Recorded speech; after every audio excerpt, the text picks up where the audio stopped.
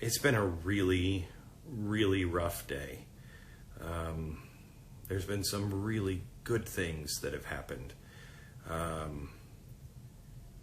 And some really frustrating things.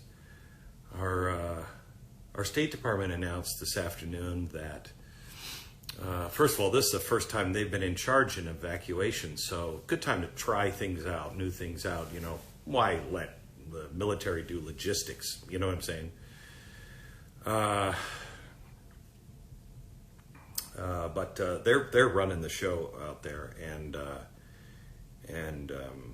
our military is standing behind the wall. If you're a Marine, I am sorry. I cannot imagine what you're going through right now. I know seeing that airport gate open up and seeing the French go in and out of the gate to rescue their people while you're being told to stand back here. I mean, I don't know who. I've always said you're not going to recognize your country, and I don't now. I don't recognize it at all. We are a country that doesn't leave people behind. We never leave anyone behind.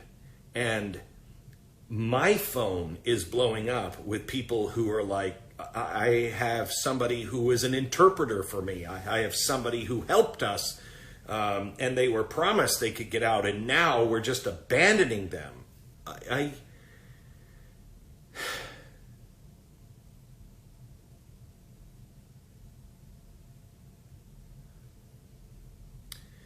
So we're now charging people. The State Department has decided to charge people to get them out of Afghanistan, which I think that's fantastic. They said it'll be at least $2,000 per person. Okay, all right. Wow, and all you have to do is get to the airport. Well, you might want to just wait for us, because I think we're about $3,000 a person, and we go get you. We have an Airbus 380. We have two 737s. We have 7 planes and all kinds of other things that I won't talk about that we are using. But we have been asked to pause for 48 hours because the military wants to get their people out first. It is literally Sophie's choice. I'm sorry for the pausing for poor connection. For the first time, I'm going to try to walk someplace else in my house, which, by the way, has been under construction for a year, but hey, 2 weeks and is this any better?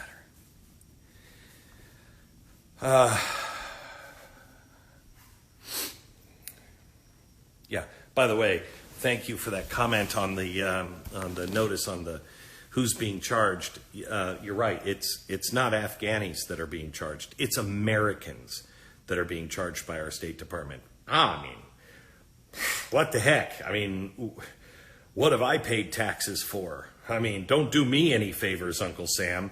Oh, and thank you for, hey, maybe you can get on the plane if you can get to the airport. What does our passport or our citizenship even mean? I'm sorry. I am so horrified by my own country, by people who claim they care about civil rights, and they care about women and children, they care about persecuted minorities, and then they do this. But let's talk about hope. It's, 9:40 Central Time right now. And I just got my last update from the Nazarine Fund. We have had an unbelievably exhausting day, and we're just in Dallas. We're not on the ground anywhere important doing things. The phones have been ringing at Mercury One because people couldn't get online because it has been so busy. I don't know of any single show that has ever done anything like this. No audience that I know of has ever done this. Wednesday, I got on the air and I gave you an impossible number. I mean, when we said it on the air, I didn't even know what it was going to cost. I just said the night before, just give me the number of what you think it's going to take to do this, and I'll ask the audience. And when we were on, I think you could, if you listened to me on Wednesday, you heard me shocked by it. I didn't know what to think. And I mean, definitely went through my head, there's no way. By Friday, there's no way. I just got the last update. In 36 hours, we have raised $19 million. That's not big corporations or anything. That's all coming. We got a call today from Mercury One for a woman who gave, I don't remember exactly, but it was like $20, I think. Maybe some change involved in that. And she said,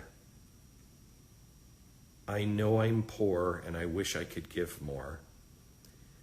I have been saving this $20 to go out and buy shoes with.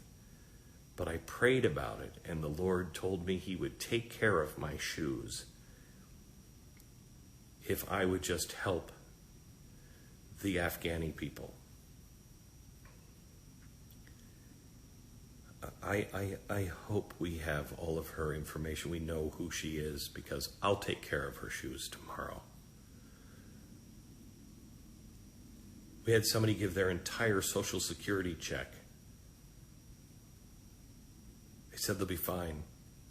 We had a church call in, a pastor call in. He said he heard me talking about this. He's been on the phone with his congregation. There are only 50 people in his congregation. He's been calling them all day long. 50 people gave $10,000.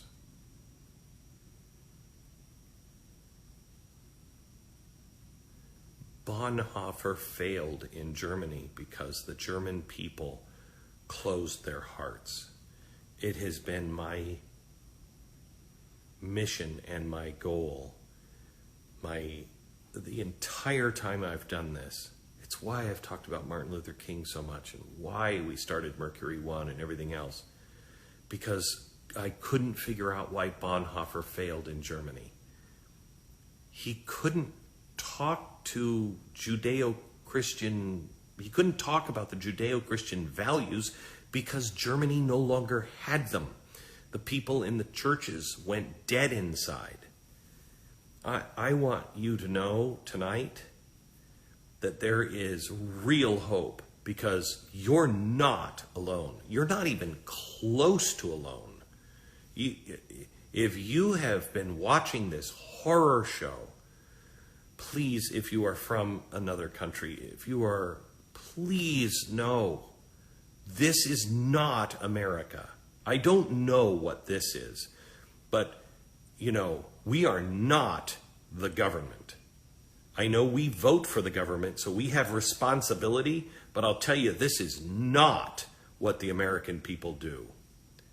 And $20 million in 36 hours on a stupid radio show, that should tell the rest of the world. Don't believe those.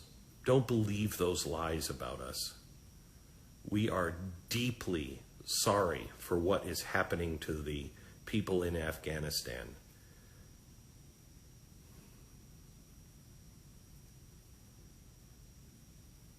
And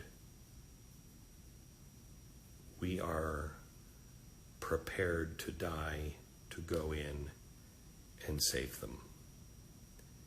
I would ask that you would pray harder than you've ever had.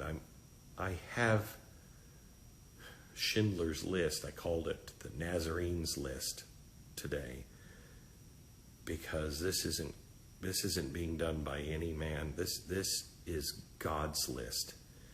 And if these people make it out, it will be God that did it. I feel like the people in Germany must have felt. For the first time, I can relate.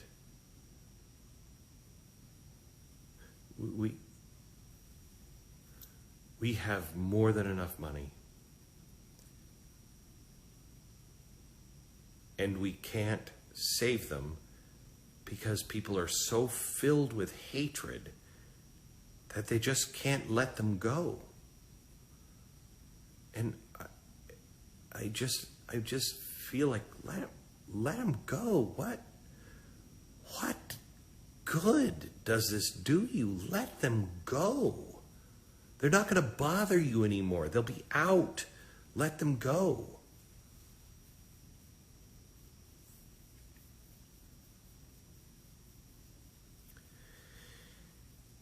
I've been wanting to tell you this story all week, and I know I've told it before, but it keeps coming to my mind. The first time I met with Billy Graham, and Billy and I became friends towards the end of his life. I just love him, and I miss my friend.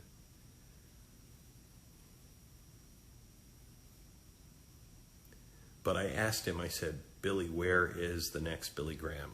Where is the next Abraham Lincoln? Where's the next George Washington? Where's the next Winston Churchill? And he smiled, and his eyes twinkled, and he just said, oh, it's not going to be that way this time. And I said, what do you mean? He said, God's so tired of people like me getting credit. He said, all the mistakes have been mine. All the good things that I've been around have been about God. And he said, God is talking to people right now, individuals.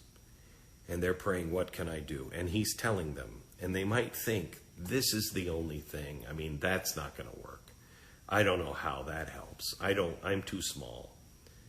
And he said they will, the ones that will listen to him will do exactly what he asks. Nothing more, nothing less, just exactly what he asks. And pretty soon, so they'll realize, I'm not alone in this. There's somebody else here, and they won't know what God is doing. And he said, then the lights will go on, and you will see a mosaic, and everyone on earth will know only God could do that. I believe we are going to see that miracle. God, if we are worthy to help, please show us the way and open doors. Please. Dear God, hear your people as they cry out to you. We want to help. We have all of the resources. We just need some doors to open up. In the name of Jesus Christ, I pray. I will see you tomorrow on the radio. We have some good things to report. And it's good that we are getting out of ourselves. Stop worrying about all of our problems. Thank you so much for all of the support. Please continue to tell a friend. I'm just looking at some of the comments here, if there's anything I can comment on before I go to bed.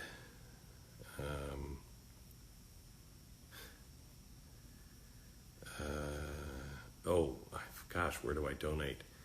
I should have said this early and often. The NazareneFund.org. The NazareneFund.org. If you can't get on that website, then go to my charity, which is Mercury1.org. If you go to Mercury1.org, make sure you mark your donation for the Nazarene Fund. I have a feeling this is not going to be the last group of people that the Nazarene Fund is trying to save. The way things are going, there are going to be persecuted religious minorities all over the world. I mean, there already are, but I think it's going to get terribly bad. And we're not going to stop here. And I can't thank you enough for your help, your support, and your faith. I know the value of $20 and the shoes that it could have purchased for that woman. We will make sure that that money is deemed sacred. 100% of everything you donate goes to this mission or a mission later like it, if there's anything left. It's not paying any phone bills or light bills or anything else, unless that phone bill is a satellite phone to call in and get this mission done. Thank you for your support. We love you. God bless.